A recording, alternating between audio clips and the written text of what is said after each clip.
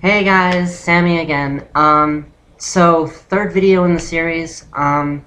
What I wanted to talk about this time was not specifically an anecdote or an event that happened that leads to a conversation, but more along the lines of something that always happens and how you guys deal with it, how you guys react.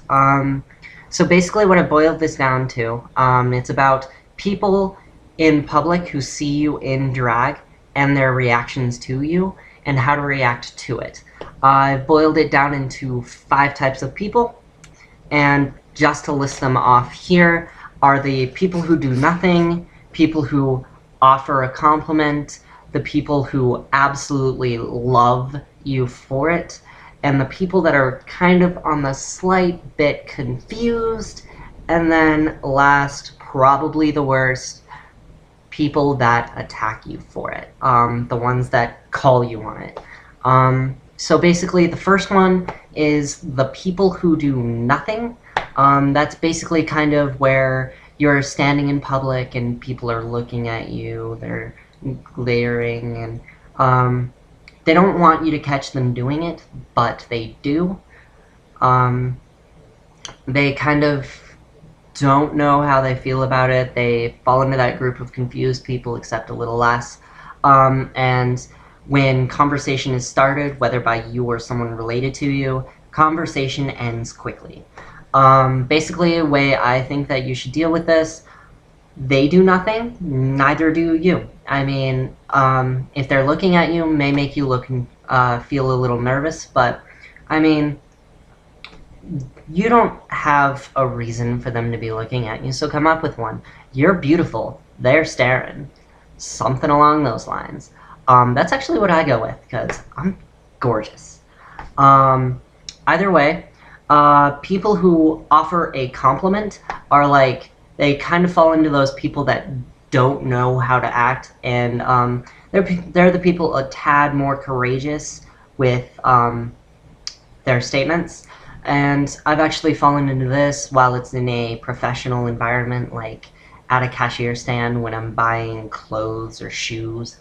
And they just kind of stare at you, silence, and then at the end of the transaction, they kind of sneak something in there, like, oh my god, I love your shoes, by the way. And you're like, oh, hey, thanks, and then go on your merry way. No conversation created, there's really nothing to talk about, but basically what their comment did was kind of remove the entire awkward thing, puts you on good standings for next time if you're going to shop there.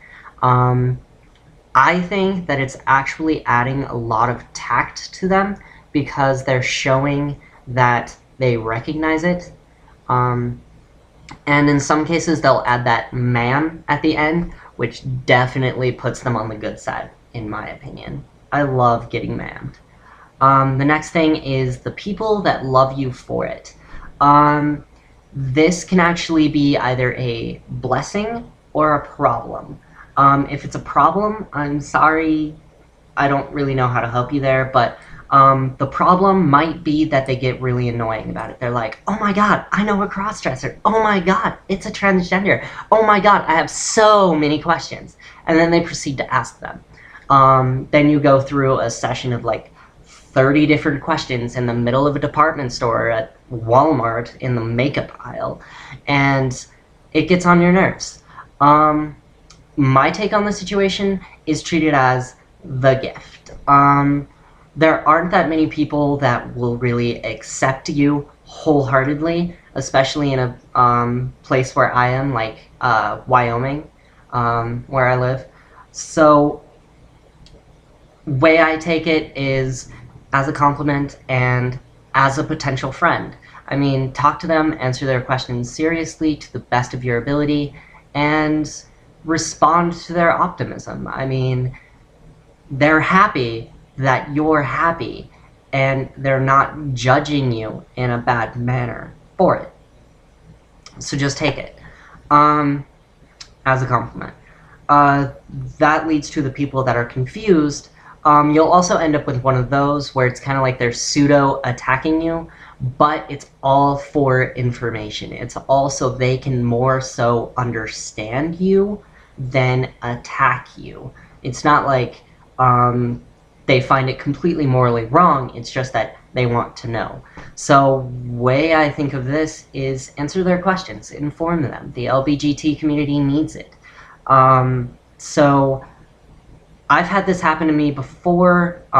Just answer their questions to the best of your ability and run through it. Sometimes you might get a friend. The last one is probably the more important one, and verging on 5.5 minutes now, so don't really want to rush this. People who call you on it, basically a nicer way of saying people who attack you, that is a problem. And confrontations are not a very good thing, but setting them straight, if you can, is usually the best thing to do. So what I'm going to say is treat it like a logical debate, not an argument. If either of you get heated, leave the situation. If either of you end up yelling and causing a scene, both of you need to realize you are doing that and stop. If they're attacking you and you feel somewhat hurt and things like that, explain it. They might stop. Otherwise, avoid them. An argument is not usually the best thing. So,